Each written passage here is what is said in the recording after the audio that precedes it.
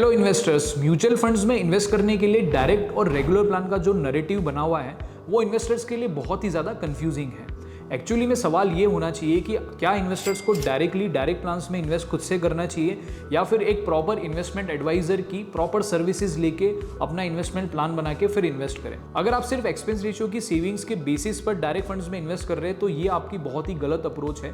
Because मान लीजिए कि अगर आपने फंड ही गलत सेलेक्ट कर लिया तो हाई रिटर्न्स बनाने की जो अपॉर्चुनिटी लॉस खोएंगे उससे आपको और ज़्यादा बड़ा नुकसान होगा, क्योंकि मार्केट में टाइम और टाइमिंग दोनों का ही बहुत बड़ा रोल होता है। अगर ये दोनों मिस हो गए तो आपको फिर से ये मौका बार बार नहीं मिलेगा। सो मैं आपको बताता हूं कि डायरेक्ट प्लान्स के अंदर डायरेक्टली उन लोगों को इन्वेस्ट करना चाहिए जिनको मार्केट की प्रॉपर अंडरस्टैंडिंग और अच्छा खासा एक्सपीरियंस है।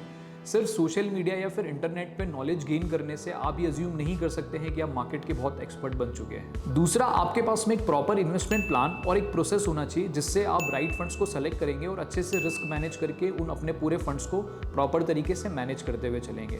क्योंकि मार्केट इतना कॉम्प्लेक्स है, अगर आप सही तरह से प्रोसेस फॉलो नहीं करेंगे तो फियर और ग्रीड के अंदर ही फंस जाएंगे और उस वजह से आपके रिटर्न्स कभी भी नहीं इन्वेस्टमेंट से बनेंगे। तीसरा, आपको अपने इन्वेस्टमेंट के लिए बहुत ही एक्टिव होना पड़ेगा और रिस्क मैनेजमेंट पे बहुत इक्वली फोकस करना पड़ेगा। ये देख के कि अगर कोई फंड्स की परफॉर्मेंस नहीं है तो उसको राइट टाइम पे एग्जिट करें, क्योंकि कोई भी फंड लाइफ टाइम के लिए बेस्ट नहीं होता है। ये बहुत बड़ा मिथ है।